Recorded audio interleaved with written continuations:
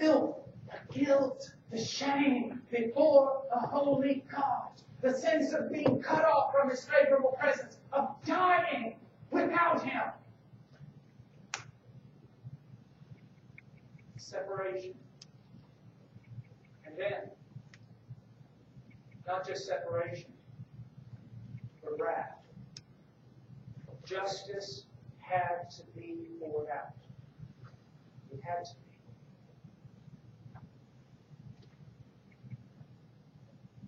Now, it will be poured out on some of you. I'm not a prophet. I have no insight into your heart. But it would be very vain and unwise to suppose that every human being listening to my voice, whether here or via the internet or whatever, is truly a child of God. Wrath will be poured out on some of you throughout an eternity to come, because of the crimes you have committed and will continue to commit throughout all eternity. The raging of your heart against the sovereignty of the good God. But on that tree, the wrath of God, the justice of God, was poured out upon the head of His only begotten Son. As I have already quoted, it pleased the Lord to crush Him. You know, when Jesus is in the garden, 3 times He prays, "Let this cup pass from me." I have heard preachers say, well, the cup was the cross, the cup was the nails, the cup was the Roman whip. Absolutely preposterous. Because if that were the case, then tell me, how is it that the captain of our salvation is not as brave as His own followers? Is it not true that after the ascension of Christ, countless thousands of Christians have died on crosses?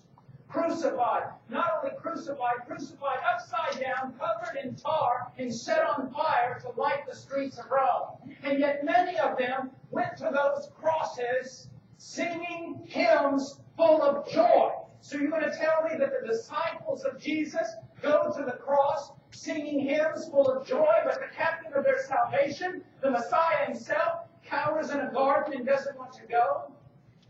Do you honestly think that the Lord of glory feared a whip? What was in the cup?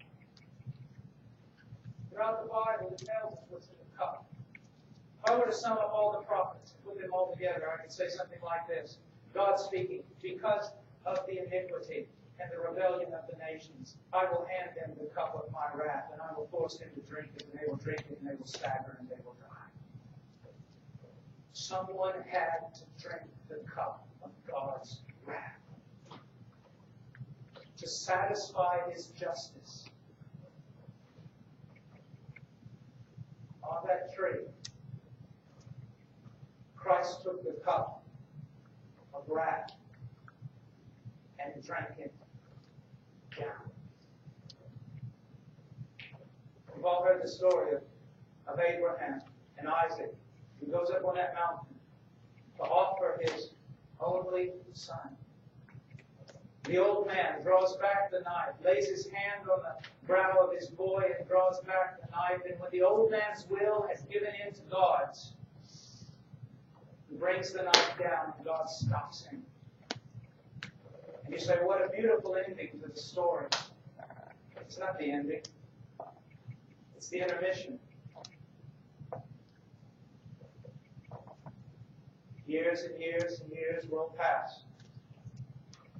And then God's only Son is hanging on a tree. And God lays His hand on the brow of His only begotten Son and brings the knife down and slaughters Him.